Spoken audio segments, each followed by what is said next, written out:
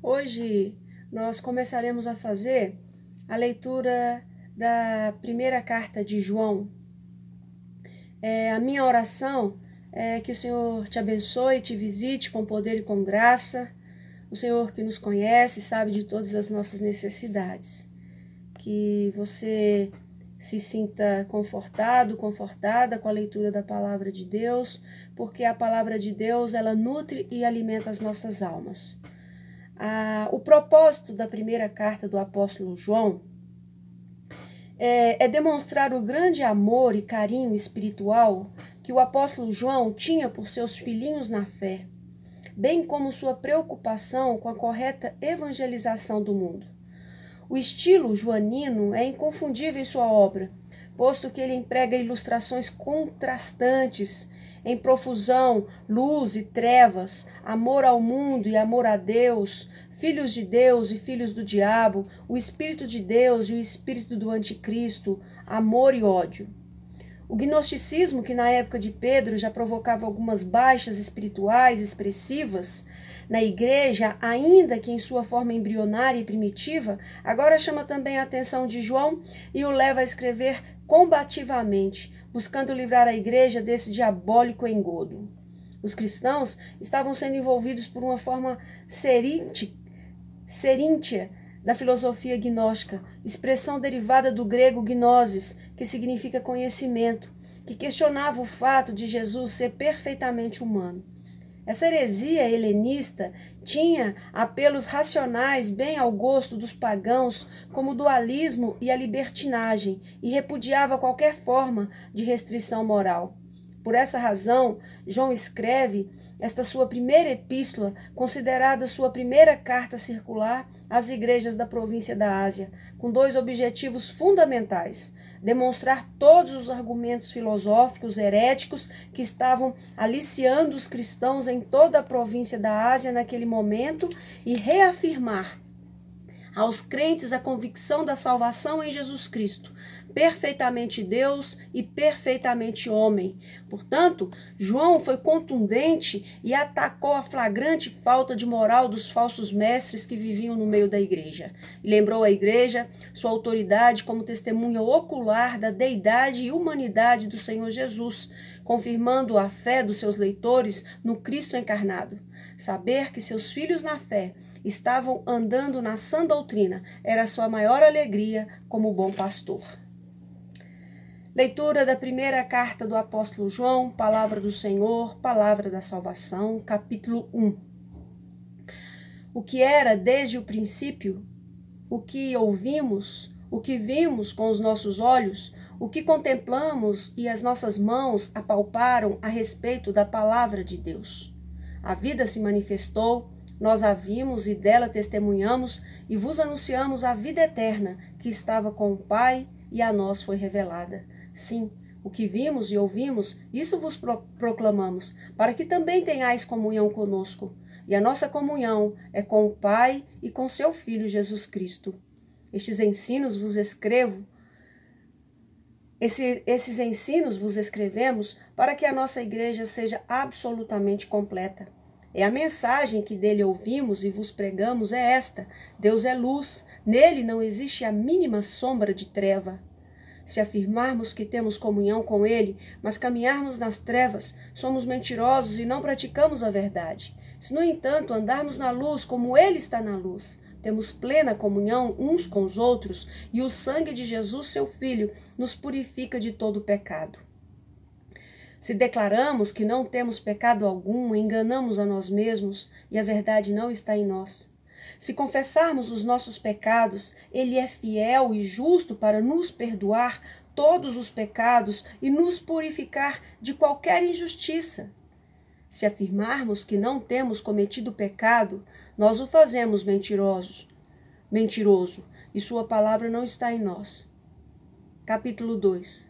Caros filhinhos, estas palavras vos escrevo para que não pequeis. Se, entretanto, alguém pecar, temos advogado junto ao Pai, Jesus Cristo, o justo. E ele é a propiciação pelos nossos pecados, e não somente por nossas ofensas pessoais, mas pelos pecados de todo o mundo.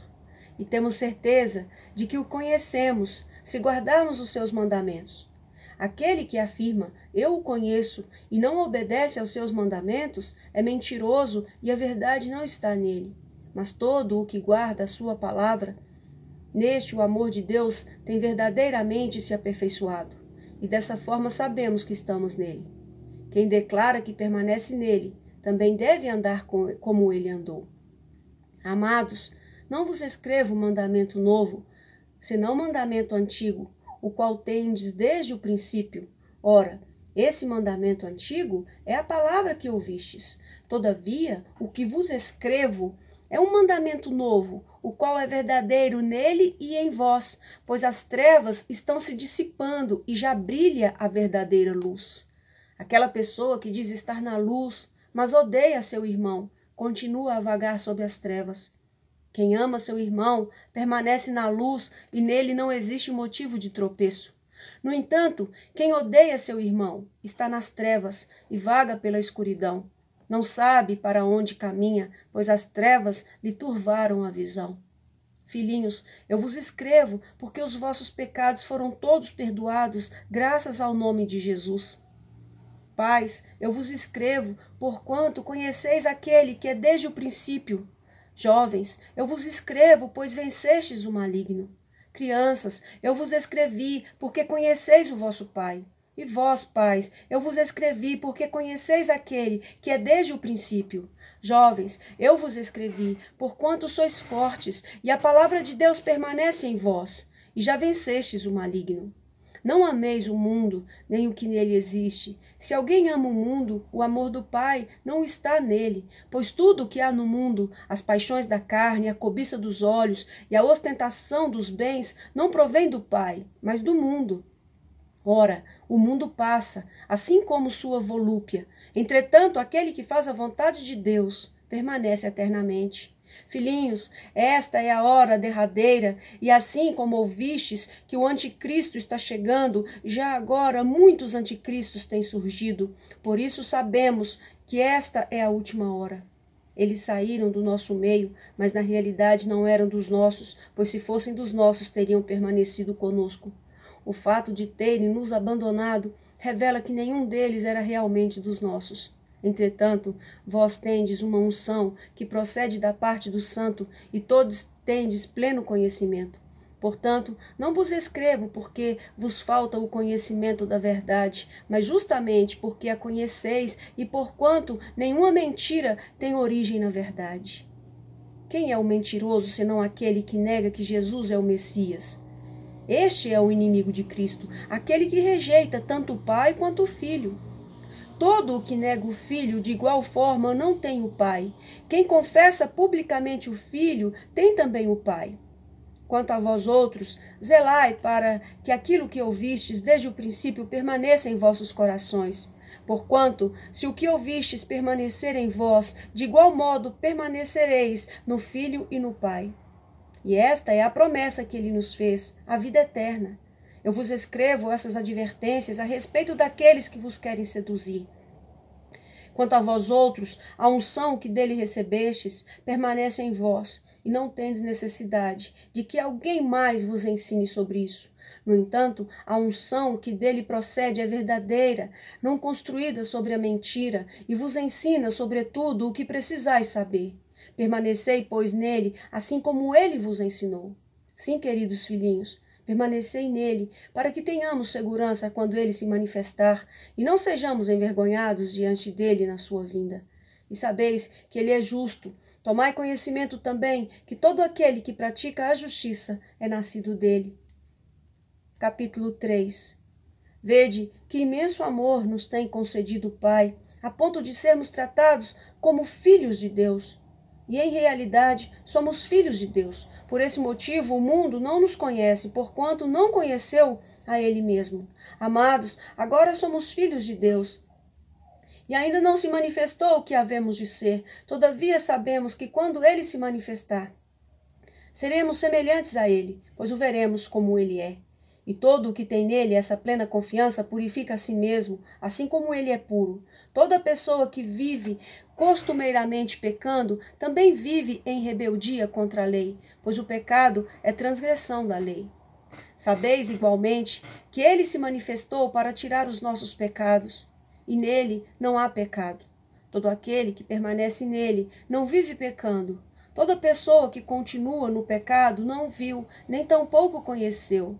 Filhinhos, ninguém vos iluda. Quem pratica a justiça é justo, assim como ele é justo. Aquele que vive habitualmente no pecado é do diabo, pois o diabo peca desde o princípio. Para isto, o Filho de Deus se manifestou, para destruir as obras do diabo. Todo aquele que é nascido de Deus não se dedica à prática do pecado, porquanto a semente de Deus permanece nele, e ele não pode continuar no pecado, pois é nascido de Deus. Deste modo, conhecemos quem são os filhos de Deus e quem são os filhos do diabo. Quem não pratica a justiça não procede de Deus, nem tampouco aquele que não ama seu próprio irmão. Ora, a mensagem que ouvistes desde o princípio é esta, que nos amemos uns aos outros, e não sejamos como Caim, que pertencia ao maligno e assassinou seu irmão. E por que o matou? Porque suas obras eram más, e as de seu irmão eram justas. Meus irmãos, não vos admireis se o mundo vos odeia. Nós sabemos que já passamos da morte para a vida, porque amamos os irmãos. Quem não ama permanece na morte.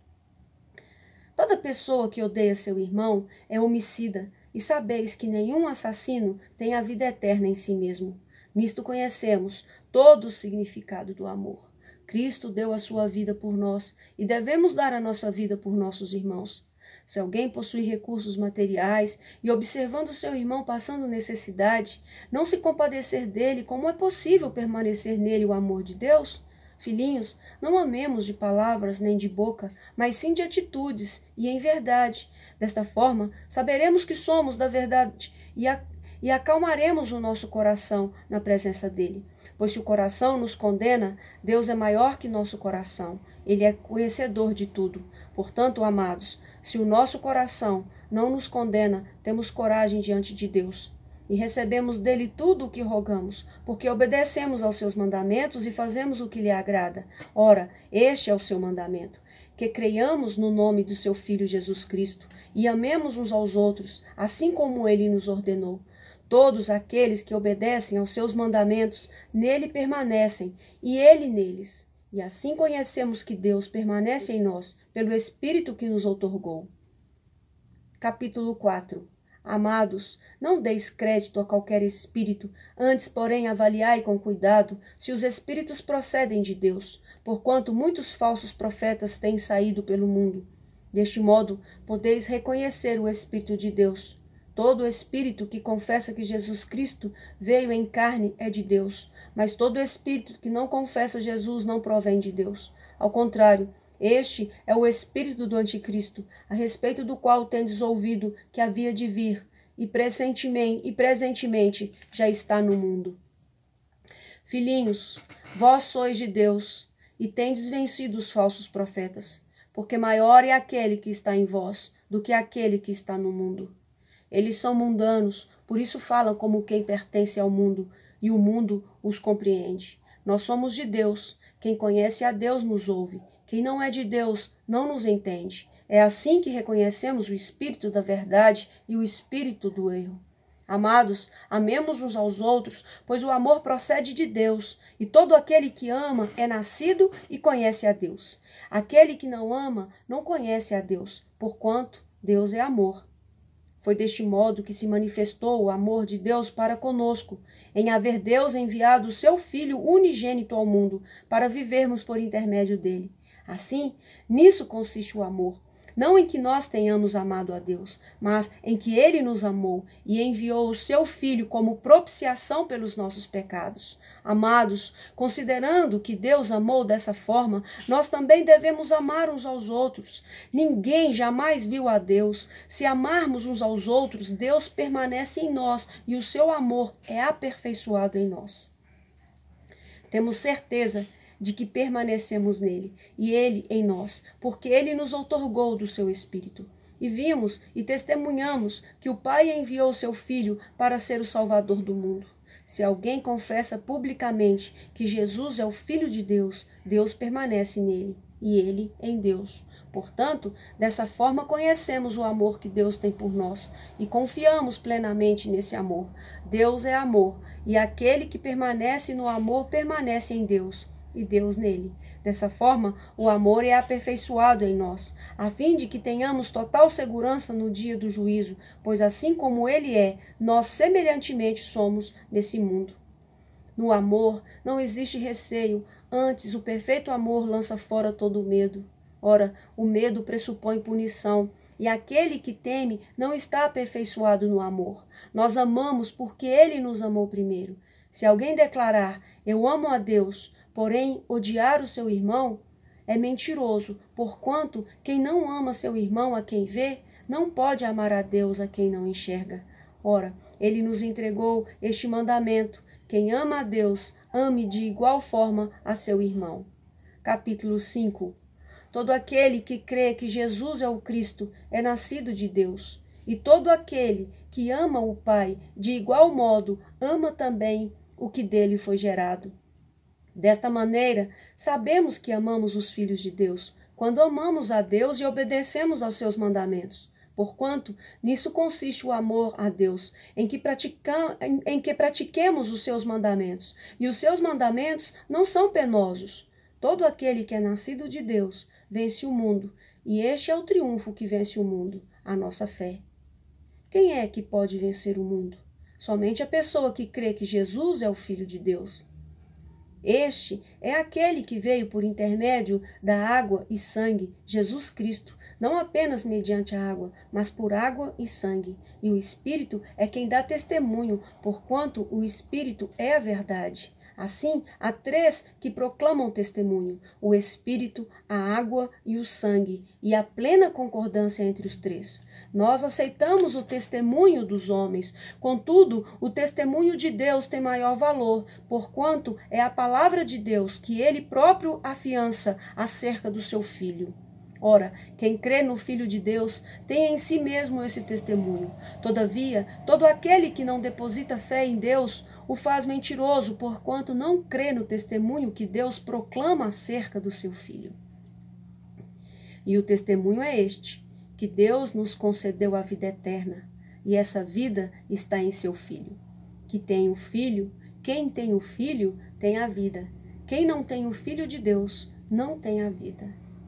Estas orientações vos escrevi, a fim de saberdes que tendes a vida eterna. A vós outros que credes em o nome do Filho de Deus. E esta é a segurança que temos para com ele, que se lhe fizermos qualquer pedido de acordo com a vontade de Deus, temos a certeza de que ele nos dá atenção. E se estamos certos de que ele dá atenção a tudo quanto lhe rogamos, estamos convictos de que receberemos os pedidos que lhe temos feito. Se alguém vir seu irmão cometer pecado que não leva à morte, ore e Deus dará vida ao que pecou. Refiro-me àquele cujo pecado não leva à morte. Existe pecado que conduz à morte. Não estou ensinando que se deva orar por esse. Toda injustiça é pecado, contudo, há pecado que não induz à morte. Ora, sabemos que todo aquele que é nascido de Deus não é escravo do pecado. Antes, aquele que nasceu de Deus o protege e não permite que o maligno o possa tocar. Estamos cientes de que somos de Deus e que o mundo inteiro jaz no maligno. Da mesma forma, temos pleno conhecimento de que o Filho de Deus é vindo e nos tem concedido entendimento para reconhecermos o verdadeiro. E nós estamos vivendo naquele que é o verdadeiro, em seu Filho Jesus Cristo. Este é o verdadeiro Deus e a vida eterna. Filhinhos, acautelai-vos com os falsos deuses. Oremos. Senhor, obrigada, Pai, pela tua palavra. Obrigada, meu Deus, por nos ensinar. Obrigada por nosso Senhor e Salvador Jesus Cristo, o único Senhor e Salvador das nossas vidas. Obrigada, ó Deus, pela vida eterna. Obrigada pelo perdão dos nossos pecados.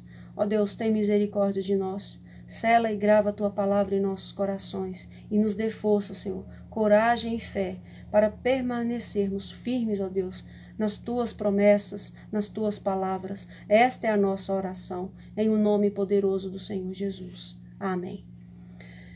Meus irmãos, nós acabamos de fazer a leitura do primeiro livro do apóstolo João e agora nós vamos começar a fazer a leitura da segunda carta do apóstolo João. O propósito da segunda carta de João, o seu principal objetivo, dessa segunda carta circular de João às igrejas da Ásia Menor, é que o texto parece sugerir figuradamente ao referir-se à senhora eleita, é encorajar e oferecer subsídios teológicos para que os cristãos andem submissos aos mandamentos de Jesus Cristo e não se deixem seduzir pela retórica e prédicas dos precursores do gnosticismo que estavam se infiltrando nas comunidades cristãs da época. Nos 2 primeiros séculos da igreja, a mensagem do evangelho era levada de cidade em cidade pelos evangelistas cristãos que se sentiam movidos pelo Espírito Santo. Eles eram abençoados e enviados por suas lideranças locais com essa missão. Dessa prática surgiu o costume de os cristãos abrigarem missionários e pregadores itinerantes em suas casas e lhes proporcionarem todo o conforto e suprimento possível em nome do Senhor. Haja vista que os verdadeiros cristãos nada cobravam nem solicitavam, apenas recebiam de bom grado o que lhes era ofertado.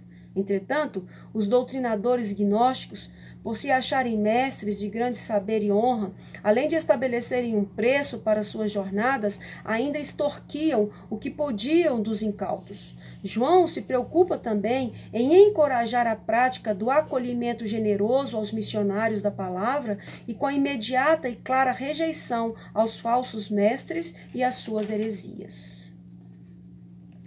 Segunda carta do apóstolo João. Capítulo único. O presbítero, a senhora eleita e a seus filhos, a quem amo na verdade, e não somente eu, mas também todos os que conhecem a verdade, por causa da verdade que permanece em nós e que estará conosco para sempre. Graça, misericórdia e paz da parte de Deus Pai e de Jesus Cristo, seu Filho, estarão conosco em verdade e em amor. Alegro-me sobremaneira por haver encontrado alguns de teus filhos caminhando na verdade, segundo o mandamento que recebemos do Pai. E agora, Senhora, rogo-te, não como se escrevesse um novo mandamento, mas enfatizando o que recebemos desde o princípio, que nos amemos uns aos outros. E este é o mandamento do amor, que andemos em obediência às suas ordenanças. Como tendes ouvido desde o princípio, o mandamento é este, que andeis em amor. Entretanto, muitos enganadores têm saído pelo mundo, os quais não confessam que Jesus Cristo veio em carne. Esse é o modo de ser do mentiroso e do anticristo. Acautelai-vos para não destruirdes a obra que realizamos com zelo, mas para que, pelo contrário, sejais recompensados regiamente. Todo aquele que não permanece no ensino de Cristo, mas acredita estar indo além dele, não tem Deus. Porquanto, quem permanece na sã doutrina tem o Pai e também o Filho. Se alguém chegar a vós, mas não trouxer essa doutrina, não recebeis nas reuniões em vossas casas, tampouco o saudeis. Porque aquele que lhe dá boas-vindas, torna-se cúmplice das suas obras malignas. Ainda tenho muito o que vos dizer, mas não é o meu propósito fazê-lo apenas com papel e tinta. Em vez disso, almejo ir visitar-vos e falar convosco face a face, a fim de que nossa alegria seja completa. Os filhos da tua irmã eleita te saúdam. Terceira carta do apóstolo João. Bom, depois da leitura da curta segunda carta do apóstolo João, nós faremos a leitura da terceira carta de João. E o propósito da terceira carta de João, que é também uma carta curta, um capítulo único, O propósito dessa terceira carta é para nos dizer que Jesus e o apóstolo Paulo já haviam dado instruções sobre como a igreja deveria ser cordial e generosa no recebimento dos obreiros cristãos que realizavam árduo trabalho itinerante, levando de cidade em cidade a palavra de Deus e a sã doutrina. Alguns falsos mestres, no entanto, estavam tentando negociar influências políticas e religiosas, bem como lucrar com suas viagens e palestras. O objetivo do autor, nesta sua carta, é elogiar e encorajar o irmão Gaio por sua hospitalidade e sustento aos discípulos de João, verdadeiros mestres na palavra. Esses irmãos haviam sido maltratados em uma das igrejas da Ásia por um líder carnal e autoritário chamado Diótrefes, que excomungava qualquer membro da comunidade que se mostrasse amável e generoso para com os missionários enviados pelo apóstolo. A carta de João é também uma advertência contra a arrogância e a prepotência dos ditadores. Terceira carta do apóstolo João. O presbítero ao amado Gaio, a quem eu amo por causa da verdade. Amado, oro na expectativa de que tenhas boa saúde, que sejas bem-sucedido em tudo o que empreenderes, assim como é próspera a tua alma, pois senti extremo júbilo ao receber a visita de alguns irmãos que nos deram boas notícias sobre a tua fidelidade, de como segues caminhando na verdade. Ora, não tenho alegria maior do que esta, saber que meus filhos estão andando na verdade. Amado, tu és fiel no que estás realizando pelos irmãos, ainda que eles lhes sejam desconhecidos, os quais, perante a igreja, deram testemunho a respeito deste teu amor. Tu farás bem se os encaminhares na sua viagem de modo digno de Deus, porquanto foi por causa do nome que saíram, sem aceitar nada dos gentios. Sendo assim, devemos acolher todos que forem com eles, para que sejamos também cooperadores a favor da verdade. Escrevi à igreja, mas Diótrefes, que aprecia ser considerado a pessoa mais importante entre eles, não nos recebe. Por esse motivo, se eu for vos visitar, chamarei a atenção dele para o mal que está fazendo ao proferir palavras insensatas contra nós. Não satisfeito com esse desplante, ele se recusa a receber os irmãos, impede os que desejam recebê-los e os expulsa da igreja. Amado, jamais imites o que é mal, mas sim o que é bom. Aquele que faz o bem é de Deus. Aquele que pratica o mal não conhece a Deus. Entretanto, quanto a Demétrio, todos tecem bons comentários sobre ele, inclusive a própria verdade testemunha a seu favor. E nós também testemunhamos, e sabes que o nosso testemunho é verdadeiro.